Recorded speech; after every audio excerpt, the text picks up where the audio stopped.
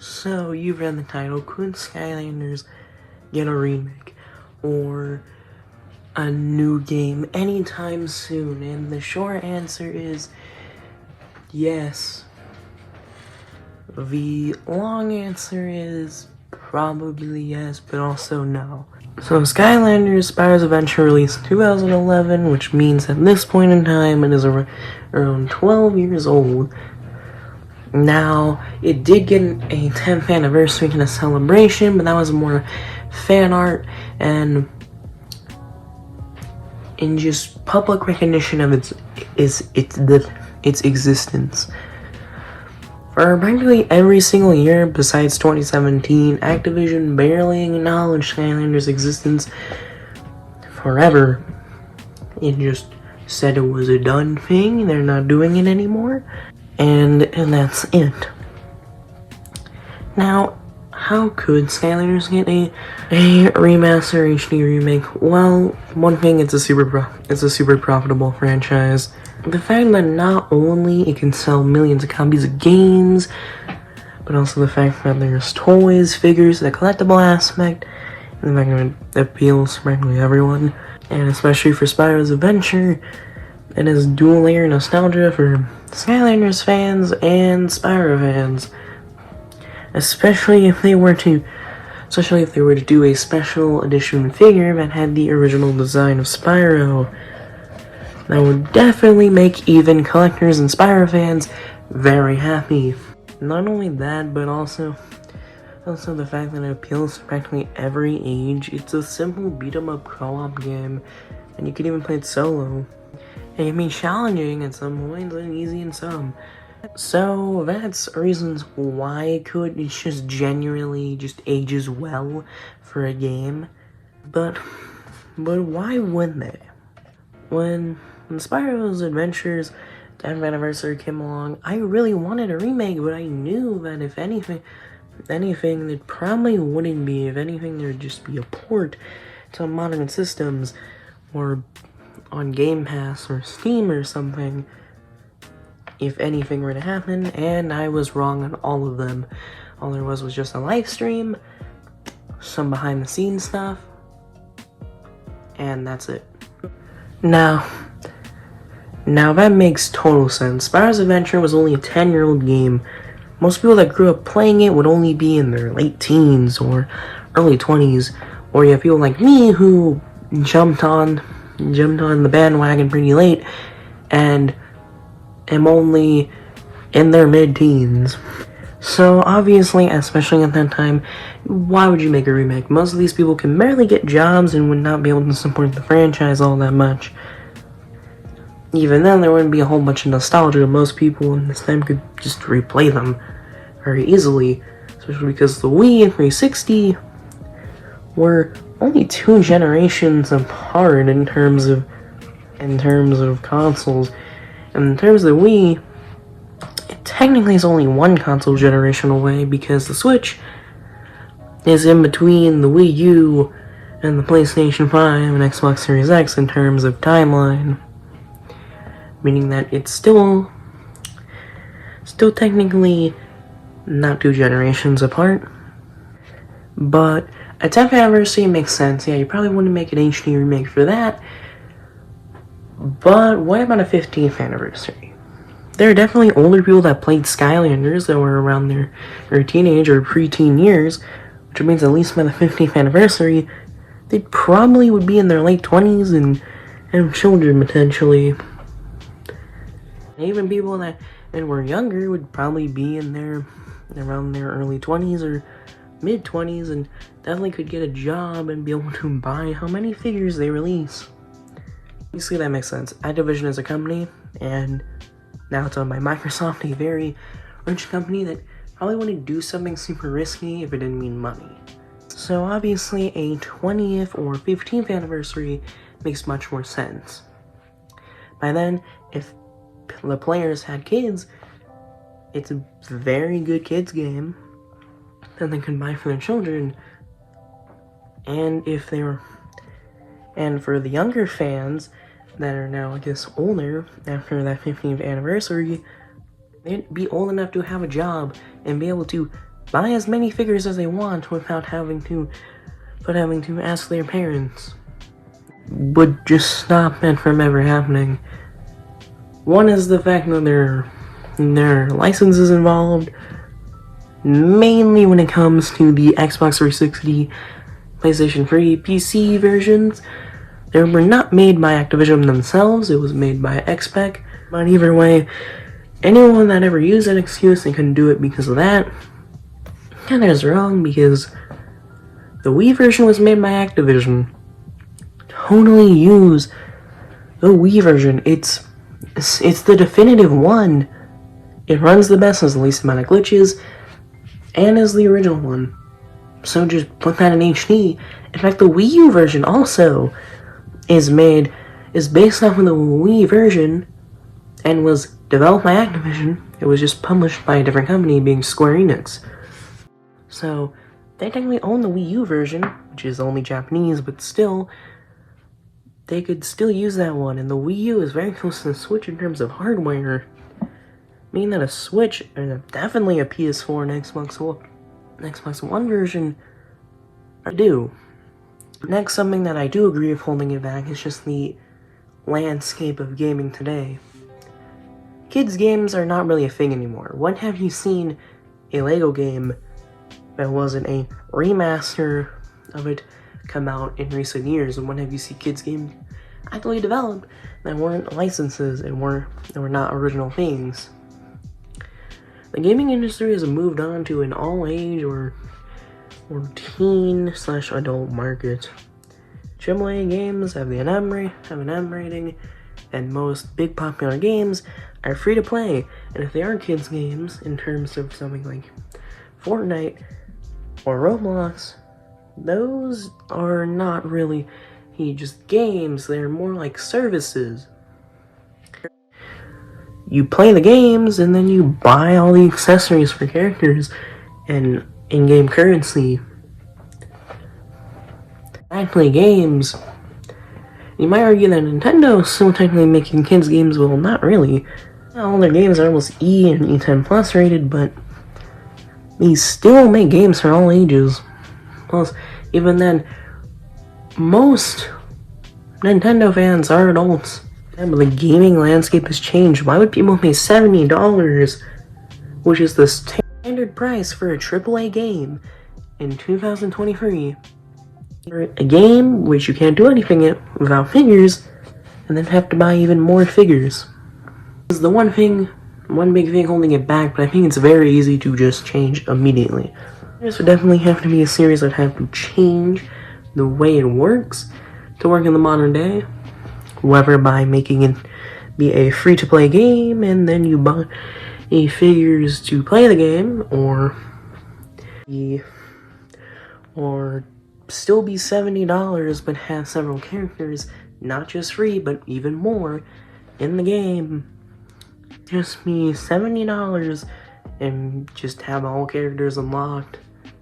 Free to play and just download all the characters by deal. A majority of them, I think, is a free to play game, and then having you download every other figure and character besides like 3 of them or something so you can actually play the game would be dumb. Like, really dumb.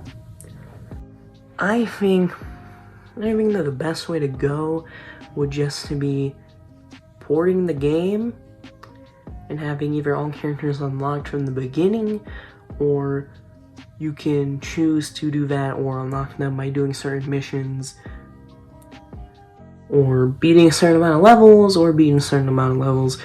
There's certain ones, so all of the life element levels, you can unlock a whole bunch of characters from the life element or earth element from that. I think that could work too. Or a better option would just be a free-to-play game that you buy the figures for. Technically better, and not exactly being the only option, but the free-to-play version being basically labeled as what Giants did with the Portal's owner pack, where it's just T-Rex and the game. I think that would work, because if you still own the Portal and stuff from the original games, you could just play them and you would have the characters to boot. You would just need the game, and I think that would be think it'd make more sense for it to be free.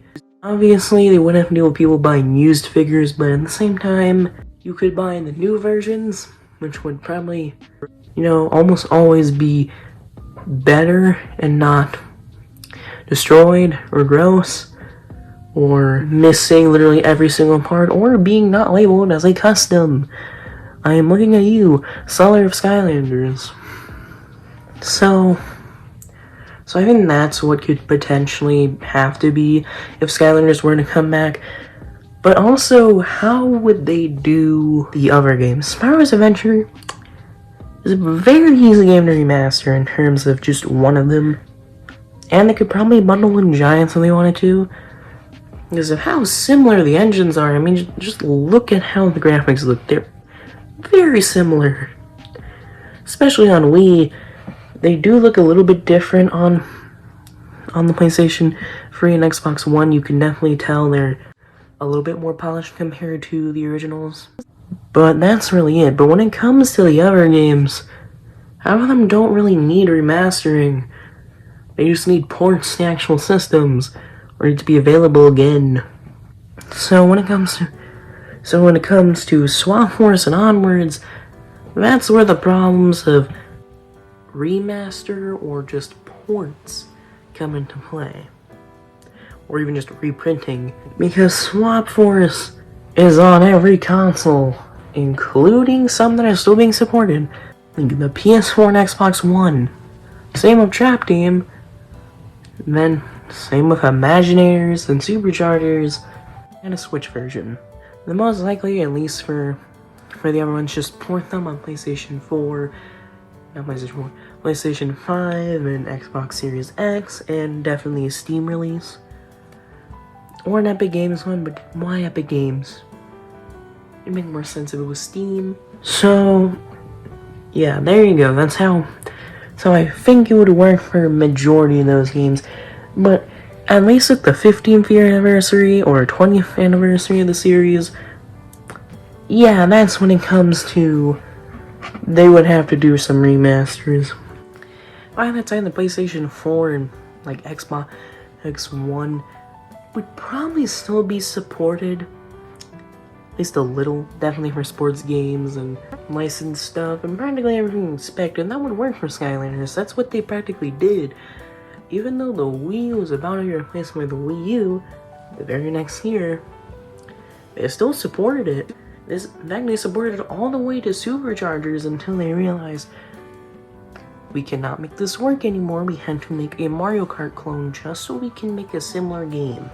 And so I think they'll probably still at least support the PlayStation 4 and Xbox One. But the PlayStation 5 and Xbox Series X would probably still be like supported. So they'd probably get a port on there too. And the Switch definitely is gonna be still supported until the next Nintendo system comes out after the next one because of how popular the Switch is. So I could definitely see that, and maybe even a mobile version. I mean, there was a mobile one for Superchargers and Trap Team. So if Trap Team and Superchargers can run on mobile, but not the Wii, I think modern phones would definitely run Imaginators, Swap Force, and definitely the older ones like Giants and Spyro's Adventure. I mean, definitely would have to be a graphical downgrade for all the ones except for the first two, or they might just have to straight up use the Wii versions. But that's really all I can think of on how things would go. Success-wise, I can't really predict anything. I mean, it's just more up to the people, up to just the fans that it still exists, or anyone that didn't get to play the games and would want to. It really just depends on how the gaming industry would be. And obviously, there would be an oversaturation problem. Like, if they kept pumping out games every single year, but if instead of doing that, they just ported all the games and then just reprinted several figures, or just went the free to play or paid game and you just have all the characters unlocked from the get-go and just do that as a trilogy or just an entire series collection, it probably would not have the same problem. Because if it has a collection, there won't be oversaturation.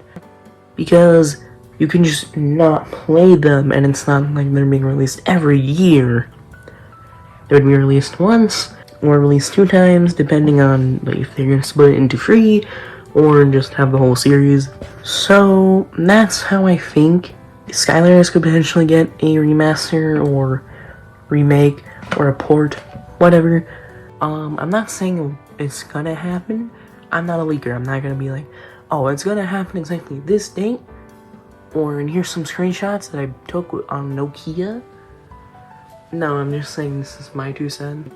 Obviously, I'm not a gaming insider, and I'm not a developer or a business analyst, so I have no idea if it would make financially sense to make a dead franchise that died because of oversaturation again and hope for the best.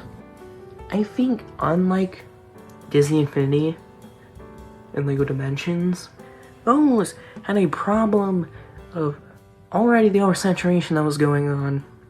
And the fact that Disney Infinity did not live up to its name, and a lot of people had backlash towards it, and overall, it was hated amongst the Toy Story fans. Lego Dimensions was super expensive. Skylanders was pretty cheap in comparison, especially if you're buying the older games. Like when Superchargers came out, Trap Team starter packs were cheap. And I should know, because when I got Trap Team, Superchargers had just come out, which meant it was very cheap. It was around maybe like $60 to $40 when I got it. Even the figures were on clearance because of the fact that Superchargers was there. But when it came to Disney Infinity, you actually had to keep the old versions because you couldn't have the stuff in that. And Lego Dimensions, it was canceled after like 2 years. So overall, Skylanders had the longest time to get fans, the most amount of good word of mouth in comparison to all of them. I mean that if a Toy Slime genre would come back, it made total sense. And I know Disney Infinity did that with their PC version, but like, who cares? But Skylanders, I think, would work a lot more. Anyway, that's just my 2 cents. I hope you guys do enjoy this video. It's a little bit different from my other ones. Sorry for any new viewer about camera footage gameplay. I do not have a capture card, so we're using my camera to get it because I don't like to use other people's footage. So yeah, I'll see y'all in the next video.